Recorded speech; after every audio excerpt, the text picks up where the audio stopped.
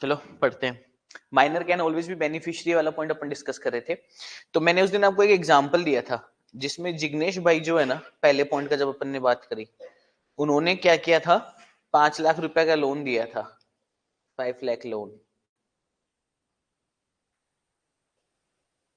Loan किसको दिया था? मिस्टर आर को। और मिस्टर आर ने एक मॉर्गेज डीड बनाकर दी थी। क्या बनाकर दी थी? एक मॉर्गेज डीड। अब मेरी बात ध्यान से सुनना। इसमें अपन ने क्या पढ़ा था कि मॉर्गेज डीड जो आर के द्वारा साइन की गई है वो क्या है? इनवैलिड है, क्योंकि वो माइनर के द्वारा साइन की गई, वॉइड एब इनिशियो ये।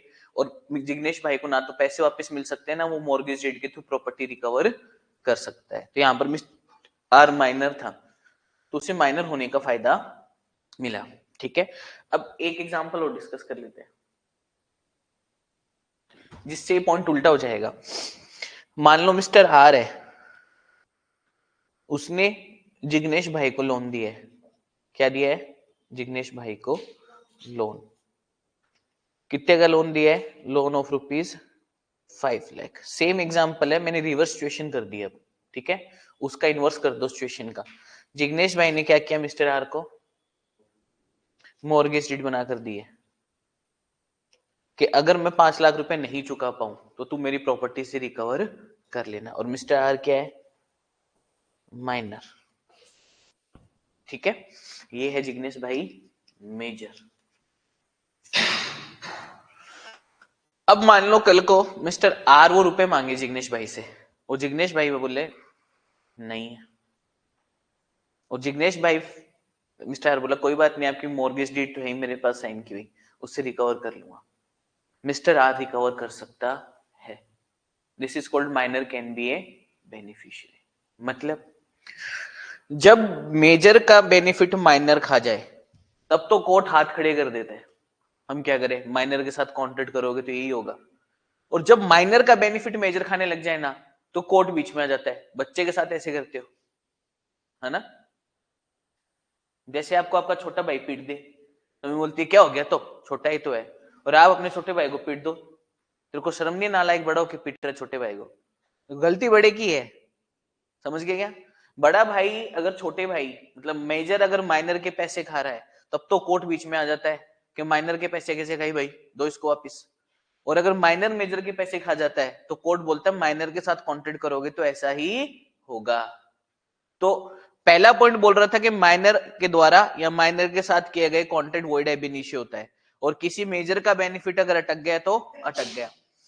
दूसरा पॉइंट बोल रहा था माइनर मेजर होने के बाद ना तो कॉन्ट्रैक्ट को रेटिफाई कर सकता है, ना ही फ्रेश कॉन्ट्रैक्ट कर सकता है। और तीसरा पॉइंट बोल रहा है कि माइनर हमेशा बेनिफिट ले सकता है। मतलब अगर मेजर पर्सन माइनर का बेनिफिट खाने पर उतर आया तो माइनर मेजर के खिलाफ कोर्ट में जा सकता है। माइनर ने जो मॉर्गेज डीड साइन करके दी वो तो इनवैलिड, मेजर तो रिकवर नहीं कर सकता। और मेजर ने जो मॉर्गेज डीड साइन करके माइनर को दी है वो वैलिड, माइनर रिकवर कर सकता है। तो माइनर का बेनिफिट अगर अटक गया तो कोर्ट बीच में आएगा, मेजर का बेनिफिट अटक गया तो कोर्ट जयराम जी की बोल देगा बाय बाय। समझ गए? ये डिफरेंस है। चौथा पॉइंट है minor can always plead minority. Minor can always plead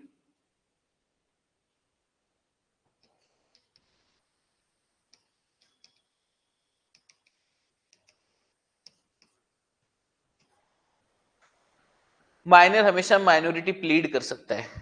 plead का मतलब क्या होता है? रिक्वेस्ट। प्लीड का मतलब होता है एक तरीके से माइनर होने की शील्ड। शील्ड मान लो, एक तरीके से शील्ड ला सकता है आगे। क्या मतलब शील्ड ला सकता है इसका? देखो एग्जांपल समझाता हूं मैं आपको। ठीक है, एक पर्सन है जिसका नाम है मोबाइल वाला। जैसे चाय वाला होता है वैसे मोबाइल वाला है। ये मोबाइल वाला क्या है? एक शॉप है। ठीक है, और एक हो आप। आपकी उम्र है, आप पार्टी की बात नहीं कर रहा, मैं आपकी बात कर रहा हूं। ठीक है, आपकी उम्र है 17 वर्ष, 17 ईयर्स। एज कितनी है आपकी? 17 ईयर्स। ठीक है, तो जो मोबाइल वाला है ना, उसके पास आप गए, आपने बोला अंकल एक फोन देना। बढ़िया सा। तो उसने बोला यार तुम तो माइनर लग रहे हो, तुम तो माइनर लग रहे हो। उसने बोला नहीं मैं तो माइनर नहीं हूँ। किसने बोला? आपने। तो अंकल ने बोला ठीक है फोन दिखाता हूँ मैं। अंकल ने फोन दिखाने चालू किए। आपको एक 50,000 रुपए का फोन पसंद आया। कितने का पसंद आ गया फोन? 50,000 रुपए का। 10,000 रुपए तो आप दे के आ गए और बोला अंकल बाकी के 40,000 रुपए शाम तक भिजवा दूं। तो अंकल ने बोला ठीक है। फोन आप ले आए, 10,000 रुपए दे आए, 40,000 रुपए बकाया छोड़ आए। अंकल ने आपको फोन किया, बेटा 40,000 रुपए बाकी थे भूल गए क्या? आपने बोला अंकल आप भी भूल जाओ, ऐसी ये बातें याद क्यों रखते हो? तो उन्होंने बोला बेटा मैं केस कर दूंगा। तो आपने बोला अंकल मैं माइनर हूँ। तो उन्होंने बोला तो तुमने तो बोला था मेजर हूँ। तो बोले तो आपने चेक क्यों नहीं किया कि मैं मेजर हूँ या माइनर हूँ? कोई आधार कार्ड आईडी कार्ड मांगते। समझ गए मैं क्या बोलना चाह रहा हूँ? अब अगर ये मैटर कोर्ट के सामने गया और अंकल ने बोला इसने झूठ बोला मुझे कि माइनर है, जबकि ये क्या है? सॉरी ये मेजर है, जबकि ये क्या है? माइनर है। तो उसका झूठ या आपको आपका चेक ना करना कि वो माइनर है या मेजर है, कोर्ट किसकी तरफ जाएगा? आपका चेक ना करना, और उसके झूठ को इग्नोर कर देगा। समझ गए? माइनर अगर झूठ भी बोले कॉन्ट्रैक्ट में कि मैं माइनर नहीं हूं और उस बाने वाले सामने वाली पार्टी रिलाई करके कॉन्ट्रैक्ट कर ले, तो भी वो कॉन्ट्रैक्ट से बेनिफिट नहीं ले सकती, वो कॉन्ट्रैक्ट वॉइड एब इनिशियो ही रहेगा। माइनर हमेशा माइनर होने का बहाना ले सकता है। समझ गए क्या? कोर्ट में आपने बोला सर ये झूठ बोला है, इसने बोला था ये मेजर है, तो कोर्ट क्या बोलेगा? आपने आइडेंटिटी वगैरह चेक करी? आपने कोई आधार कार्ड या फिर और कोई पासपोर्ट वगैरह या कोई वोटर आईडी लाइसेंस वगैरह चेक करा जिससे पता चले इसका जन्म कब हुआ था? नहीं करा ना, तो फिर भुगतो। ये तो बोल देगा मैं तो है ना शाहरुख खान हूं, तो आप मान लोगे क्या? क्यों मानते हो इसकी? समझ गए क्या? तो माइनर अगर झूठ बोल के रखे मैं मेजर हूं फिर भी कॉन्ट्रैक्ट कर ले, तो मेजर आदमी उस चीज के अगेंस्ट भी जाकर उसके खिलाफ केस फाइल नहीं कर सकता। Minor can always take plead of being minority, always take plead of being minor. Minor होने का, माइनॉरिटी का बहाना हमेशा माइनर ले सकता है। समझ में आई बात? तो अंकल ये 40,000 रुपए आपसे रिकवर कर सकते हैं क्या? Answer is no. अंकल क्या करेंगे? मैं मारपीट की बात नहीं कर रहा हूं, पहले बता दूं। अगर आप बोलोगे सर पीट के ले गए तो वो सब चीजें कानून के हिसाब से तो सही नहीं है ना। अपन तो कानून के पॉइंट ऑफ व्यू से बात करें, we are discussing about the laws. तो कानून के मुताबिक अंकल कैसे रिकवर कर सकते हैं 40,000 रुपए आपसे? शू करके। शू करेंगे तो कोर्ट बोलेगा माइनर को क्यों दिया फोन? तो आप क्या बोलोगे? सर इसने झूठ बोला था। तो कोर्ट बोलेगा माइनर झूठ बोले या सच बोले चेक करना तो आपका काम है ना। ये तो कल को अपने आप को अमिताभ बच्चन बता देगा, आप मान लोगे क्या? है ना? ये तो कल को अपने आप को ट्रेविस हेड बता दोगे, आप पीट दोगे क्या? समझ गए क्या? अब आप लोगों को समझ में ही नहीं आया होगा मैंने क्या बोला है। यार कैसे आएगा?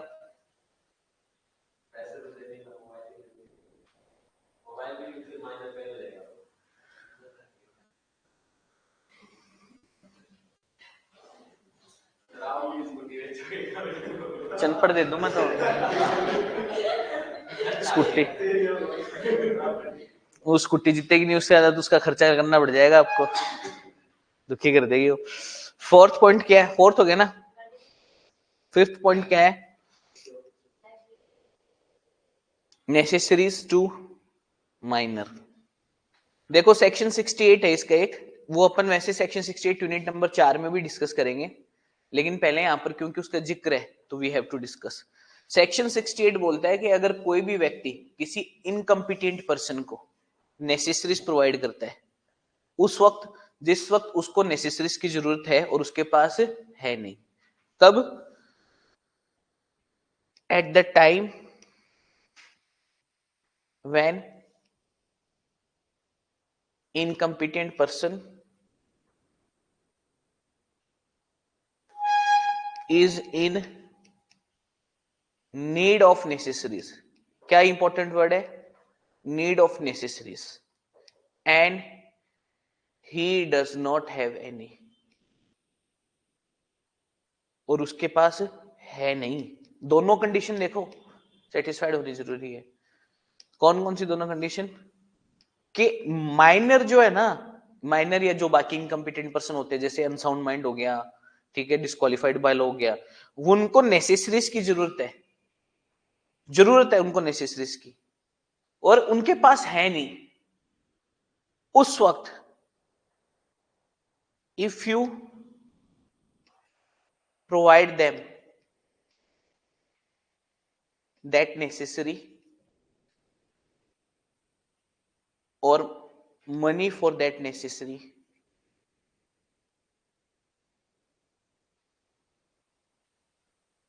you can recover the same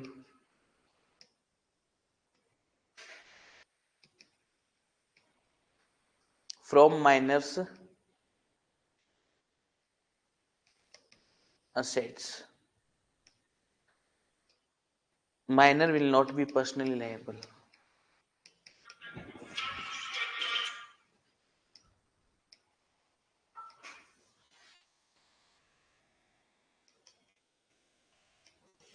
Minor will not be personally liable. देखो मैंने क्या बताया, at the time when incompetent person is in need of necessaries and he does not have any, जो व्यक्ति कॉन्टेक्ट करने के लिए असमर्थ है, इनकेपेबल है, माइनर हो गया, अनसाउंड माइंड हो गया, बाकी कोई भी डिस्क्वालिफाइड बाय लॉ हो गया, वो व्यक्ति को नेसेसरीज की जरूरत है और उसके पास है नहीं, उस वक्त अगर आप उसे वो नेसेसरी या उस नेसेसरी के लिए पैसे प्रोवाइड करते हो तो आप उसकी एसेट से रिकवर कर सकते हो। क्योंकि अपन माइनर के कॉन्टेक्स्ट में पॉइंट पढ़ ले, इसलिए मैंने माइनर लिखा है। माइनर की एसेट से उसको रिकवर कर सकते हो, लेकिन माइनर पर्सनली लायबल नहीं होगा। What is the meaning of not being personally liable? इसका मतलब ये है कि माइनर जो है ना, उसके उससे आप पैसे निकाल नहीं सकते। जैसे माइनर की जेब में पैसे रखे, आपने खींच लिए, या माइनर को आप पैसे लाने के लिए बोल रहे हो ना, माइनर के पास अगर कोई एसेट है ना तो वो बिकवा दो, उससे रिकवर कर लो। अगर माइनर के पास एसेट नहीं है तो आप कोई रिकवरी नहीं कर सकते। माइनर पर्सनली लायबल नहीं होने का मतलब कि अगर कल को माइनर के पास एसेट नहीं हुई तो आप उसे इंसॉल्वेंट डिक्लेयर नहीं करवा सकते। समझ गए क्या? क्लियर है? अब इसमें एक पॉइंट आया है जिसका नाम है नेसेसरीज। क्या मीनिंग होता है नेसेसरीज का? नेसेसरीज का मतलब होता है मूलभूत आवश्यकताएं, बेसिक नीड्स ऑफ लाइफ, जिसको आप बोल सकते हो बेसिक नीड्स ऑफ लाइफ। जिंदगी जीने की कुछ एकदम जरूरी चीजें, जैसे फूड,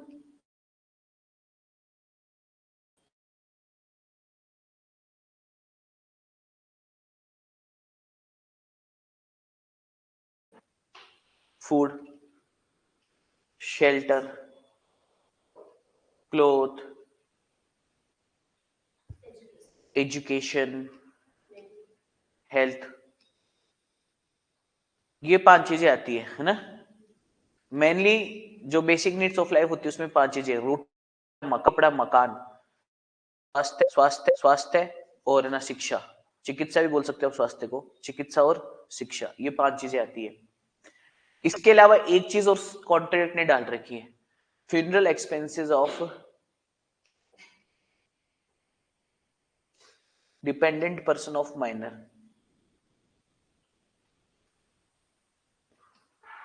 इसका मतलब समझते हैं ना।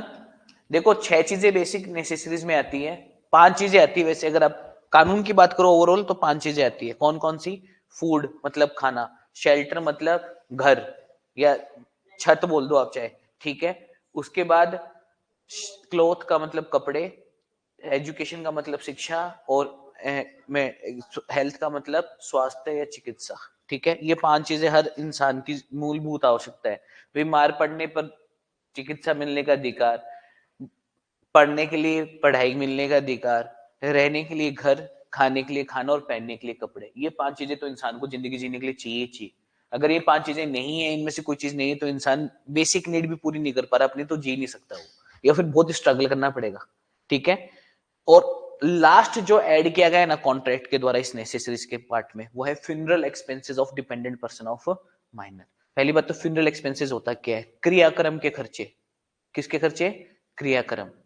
कोई व्यक्ति है, जैसे माइनर है, माइनर के फादर या मदर या माइनर की कोई बहन या भाई, वो माइनर पे डिपेंडेंट थे, ठीक है, माइनर जो कर रहा है उसके हिसाब से वो जी रहे थे, उनकी डेथ हो गई, अब उसकी डेथ का खर्चा, फ्यूनरल एक्सपेंसेस, क्रियाक्रम के खर्चे किसको देने, माइनर को, माइनर के पास पैसे नहीं है।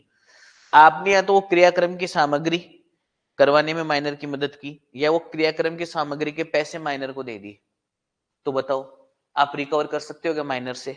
आंसर इज यस, कर सकते हैं। नहीं क्यों कर रहे हो? तो माइनस रिकवर तो कर सकते हैं सेट से, ठीक है ना। तो अभी एक चीज याद रखना, इनके अलावा जो चीजें होती है ना वो नेसेसिटीज में आती है। जैसे मैं आपको एक एग्जांपल देता हूं, आपका घर 1 किलोमीटर दूर है, लेकिन आपको बाइक ही चाहिए, पैदल नहीं जा सकते आप, समझ गए? This is necessity, not necessary. आपको एसी में सोने की आदत है, आप एसी के बिना नहीं रह सकते, this is necessity, not necessary. Necessity का मतलब होता है आदतें। आदत तो आपकी कुछ भी हो सकती है, ठीक है, आप 150 रुपए वाली कॉफी पीकर ही उठोगे सुबह सुबह, आदत तो आपकी है, तो वो आदत है, समझ गए क्या मेरी बात? वो बेसिक नेसेसरी नहीं है। किसी की आदत और किसी की जरूरत, दोनों चीजों में बहुत फर्क होता है। नेसेसरीज का मतलब होता है मूलभूत आवश्यकता या जरूरतें, और नेसेसिटीज का मतलब होता है आदतें, ठीक है। तो नेसेसिटीज वर्ड अगर है तो डिफरेंट होता है, नेसेसरीज अगर वर्ड है तो डिफरेंट होता है। ये पॉइंट समझ में आ गया क्या? तो 3 पॉइंट अपन ने डिस्कस किए आज। पहला, माइनर जो है हमेशा बेनिफिट ले सकता है कॉन्ट्रैक्ट में से, अगर मेजर माइनर का बेनिफिट खाने की कोशिश करता है तो कोर्ट बीच में आ जाएगा और माइनर के साथ खड़ा हो जाएगा। जबकि माइनर के केस में माइनर अगर बेनिफिट खा रहा है तो मेजर के साथ खड़ा नहीं होता कोर्ट। चौथा, अगर माइनर ने झूठ बोलकर भी कॉन्ट्रैक्ट किया है तो भी माइनर माइनर होने का बहाना ले सकता है, उसमें मेजर की जिम्मेदारी होती है कि वो चेक करे कि माइनर कॉन्ट्रैक्ट करने के लिए केपेबल था या नहीं। पांचवा पॉइंट, जो माइनर है वो नेसेसरीज अगर लेता है किसी भी पर्सन से, या नेसेसरीज के लिए पैसे लेता है, और उस वक्त जब माइनर को नेसेसरीज की जरूरत थी और माइनर के पास नेसेसरीज नहीं है, जैसे कोई छोटा बच्चा है उसके पास रोटी खाने के लिए, लेकिन आप बोल रहे बर्गर खाएगा, अब आप उसको बर्गर दे रहे हो, बाद में उसके सेट से रिकवर कर रहे हो, ऐसे नहीं हो सकता। उसको जरूरत थी मूलभूत आवश्यकताओं की, वहां पर यस जरूरत तो थी, खाना खाने के लिए चाहिए थी, लेकिन क्या उसके पास पहले से नहीं था? क्या था ना उसके पास पहले से, तो क्यों उड़ते हुए तीर ले रहे हो, क्यों बिना मतलब में पैसे खर्च कर रहे हो? समझ गए क्या? तो माइनर को अगर नेसेसरीज की जरूरत है और उसके पास नहीं है, दोनों कंडीशन सुनो ध्यान से, minor is in need of necessaries and he does not have any, और उसके पास नहीं है, तब अगर आप उसे नेसेसरीज दोगे ना तब रिकवर कर सकते हो, वरना माइनर को दिए गए नेसेसरीज भी आप रिकवर नहीं कर पाओगे, अगर या तो उसके पास है पहले से या उसे जरूरत नहीं है। डन। चलो इसके आगे अपन पढ़ेंगे